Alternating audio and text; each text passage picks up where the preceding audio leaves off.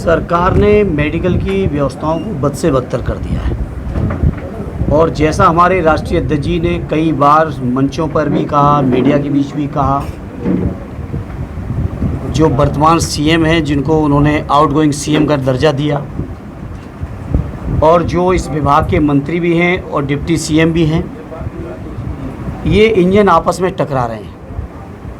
ये टकराएं, ये एक साथ चलें, इस बात से हमारा कोई वास्ता नहीं, लेकिन हमारा वास्ता इस बात से ज़रूर है कि उत्तर प्रदेश के जनमानस को मेडिकल की दिक्कतें नहीं होनी चाहिए।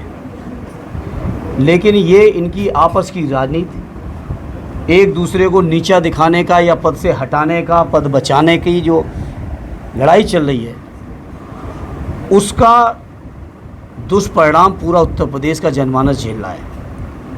कल आजमगढ़ में भी जो मरीज की वीडियो निकल के आई है, जिस तरह से खुद मरीज को निकल के ऑक्सीजन खुद अपने हाथों से लगानी पड़ रही है, ये किसी से छुपा नहीं। और यही नहीं, पूरे उत्तर प्रदेश में अलग अलग जगह पे अलग अलग तरह की चुनौतियां हैं। आज हम आपके बीच बदायूं में जब खड़े हैं, बदायूं मेडिकल कॉलेज, मुझे याद है सदैव नेताजी की प्रेरणा से आदरणीय राष्ट्रीय अध्यक्ष जी ने हमारे अनुरोध पर बहुत बड़ा और बहुत ऐतिहासिक मेडिकल कॉलेज दिया था और मुझे वो दिन भी याद है जब इसका शिलान्यास हुआ था।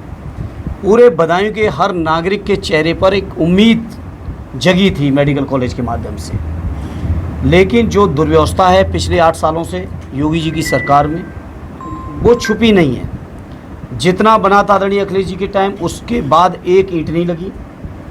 एक ईंट लगाना तो छोड़ो, जो डे टू डे बेस पे सुचारू रूप से मेडिकल कॉलेज को संचालित करने के लिए जो पैसा चाहिए, जो स्टाफ चाहिए, जो डॉक्टर्स चाहिए, जो दवाएं चाहिए, जो इक्विपमेंट चाहिए, सारी चीज़ों को कटौती की जा रही लगातार।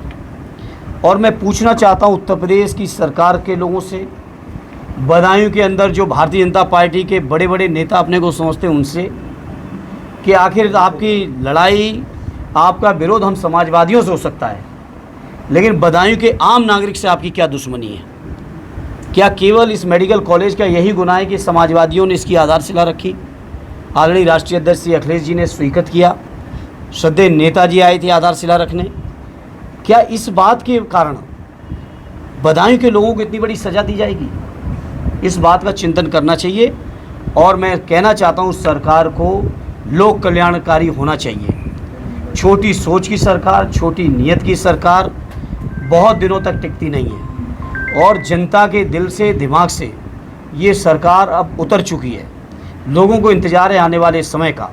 और मैं आपके माध्यम से कहना चाहता हूँ, चाहे वो बदायूं के मेडिकल कॉलेज की समस्याएं हों, चाहे वो आजमगढ़ की समस्याएं हों, चाहे वो सैफई में भी समस्याएं हैं या उत्तर प्रदेश के अन्य ज़िलों में भी हैं, इन सारी समस्याओं का समाधान हम लोग समाजवादी लोग करके दिखाएंगे। जो पहले भी किया था वो यही करके दिखाएंगे। आजमगढ़ का भी मेडिकल सदैव नेताजी ने बनाया था, इस मेडिकल कॉलेज को भी समाजवादियों ने आदरणीय अखिलेश यादव जी ने बनाया है। बदायूं से भी एक बागी विधायक थे, उनको नहीं निकाला गया, क्या दोबारा इलेक्शन में लड़ाएंगे या पार्टी में शामिल करेंगे? नहीं, मुझे लग रहा है अभी वो मंत्री पद की लाइन में नहीं थे। अभी राष्ट्रीय अध्यक्ष जी ने बयान दिया था कि जो मंत्री पद की लाइन में हैं उनको हम लोग एक स्पेस देते हैं कि वो मंत्री पहले बने, ये बन जाएंगे तो दूसरे किस्त वाले भी भेजेंगे, राष्ट्रीय अध्यक्ष जी ने कहा है। और जब पार्टी के राष्ट्रीय अध्यक्ष जी कह चुके तो मैं नहीं समझता उसमें कुछ बचा है। हाँ, इतना मैं ज़रूर जानता हूँ कि वो मंत्री पद की लाइन में नहीं थे, क्योंकि हमारे साथी भी विधायक रहे हैं वो बहुत दिनों तक। और मैंने कई बार उनसे कहा भी कि कम से कम क्षेत्र की समस्याओं के लिए विधानसभा में आवाज़ उठनी चाहिए। मेरे अपने कार्यकाल में ही 10 साल मैंने उनको विधायक के तौर पे देखा, 2 कार्यकाल, अभी एक कार्यकाल का थोड़ा दिन बाकी है। आज तक मैंने विधानसभा में आवाज़ नहीं सुनी उनकी। तो अब जब विधानसभा में विधायक के तौर पे आवाज़ नहीं उठा रहे हैं तो शायद वो मंत्री के काबिल सत्ता पक्षी लोगों ने नहीं समझा होगा, और समझेंगे तो ज़रूर मुक्त करा देंगे। पीलीभीत बरेली के एक टीचर ने कहा था, तो आपको क्या लगता है कि इस्तीफा देना चाहिए उन्हें? अब उन्हीं के बनाए हुए कानून हैं, उन्हें पालन करना है कि नहीं करना है, ये मैं समझता हूँ पूरे देश के लोगों को इंतजार होगा। एक टीचर ने एक कांवड़ के ऊपर गीत गा दिया, उसको हटा दिया, FIR दर्ज हो रही है, इसको किस तरीके से देखते हैं? देखिए, उन्होंने जो बातें की, बहुत सारी नैतिक बातें थी उन शिक्षक के। और मुझे याद है अपना बचपन, जब हम लोग प्राइमरी में जूनियर के लेवल पे या हाई स्कूल इंटर लेवल पे होते थे, तो एक सब्जेक्ट भी होता था मॉरल साइंस का। उन्होंने जो बातें कही ये बरेली के टीचर ने, मैं समझता हूँ बच्चों को बहुत सारी मॉरलिटी सिखाने की कोशिश की। अब इस पर भी अगर बीजेपी के लोगों को आपत्ति है तो उसका तो कोई इलाज नहीं है।